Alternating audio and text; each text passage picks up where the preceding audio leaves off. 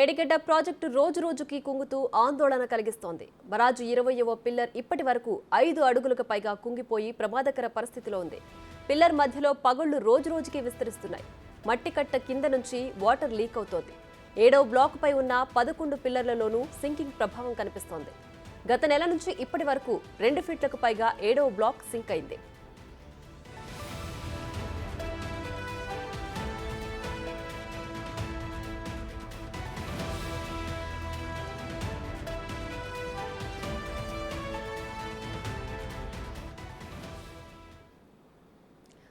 ఇదే అంశానికి సంబంధించి మరింత సమాచారం మా ప్రతినిధి వేణు వరంగల్ నుంచి లైవ్ లో అందించడానికి సిద్ధంగా ఉన్నారు. వేణు, చెప్పండి, మేడిగడ్డ బరాజ్ రోజు రోజుకి కుంగిపోతుంది కదా, ప్రస్తుతం పరిస్థితి ఏ విధంగా ఉంది? దీనికి సంబంధించి డీటెయిల్స్ ఏంటి?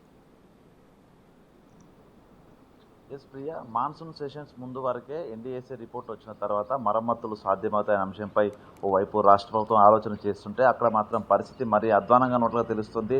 గత నెలకు ఇప్పటికీ దాదాపుగా 7th బ్లాకు పూర్తిగా సింక్ అవుతూ కూడా దాదాపు 24 ఇంచుల మేర భూమి లోపలికి కృంగిపోయింది. దాంతోపాటుగా అటు 20వ పీరు 19వ పీరు మధ్యలో 3 మీటర్ల వెడల్పుతోని భారీ గుంతలు, ఏదైతే ప్రధాన స్ట్రక్చర్ రాఫ్ట్ భాగం ఉందో రాఫ్ట్ కింది భాగంలో ఉన్నటువంటి టన్నుల కొద్దీ ఆ ఇసుక మట్టి కూడా పూర్తిగా కొట్టుకుని అక్కడ భారీ గుంతలు ఏర్పడటం తెలుస్తుంది. అయితే ఈ పరిస్థితుల లోపల బ్యారేజ్ను ఏం చేసినా కూడా మరమ్మతులు చేసే అవకాశం లేదంటూ నిపుణులు అయితే అభిప్రాయపడుతున్నారు. ఇక మరోవైపు ఎన్డీఎస్ఏ రిపోర్ట్ కోసం కూడా వచ్చిన తర్వాత మరమ్మతుల లేకపోతే దీన్ని పూర్తిగా తొలగించి కొత్త నిర్మాణం చేయాలనే దానిపై కూడా ఒక కంక్లూజన్ వచ్చే అవకాశం ఉంది. అయితే ఇప్పటివరకు కూడా ఎన్డీఎస్ఏ ఢిల్లీ వేదికగా మరోసారి నిర్మాణ సంస్థ ఎల్ఎన్టీ, ఆఫ్కాన్స్, నవేగాతోని చర్చలు జరపడం జరిగింది. అసలు డిజైన్ సంబంధించి జియోగ్రాఫికల్ సంబంధించిన డిజైన్స్ అందించాలని ఇప్పటికీ కోరినప్పుడు కూడా అవి అందుబాటులో లేవంటూ కూడా అటు ఎన్డీఎస్ఏ టీంకు ఆ నిర్మాణ సంస్థలు తెలిపాయి. అసలు ఎందుకు సీకెంట్ పైల్స్ నిర్మాణం ఎందుకు చేయాల్సి వచ్చింది, షీట్ పైల్స్ని ఎందుకు వద్దనుకున్నారనే అంశంపై కూడా ప్రధానంగా దృష్టి కేంద్రీకరించారు. ఎందుకంటే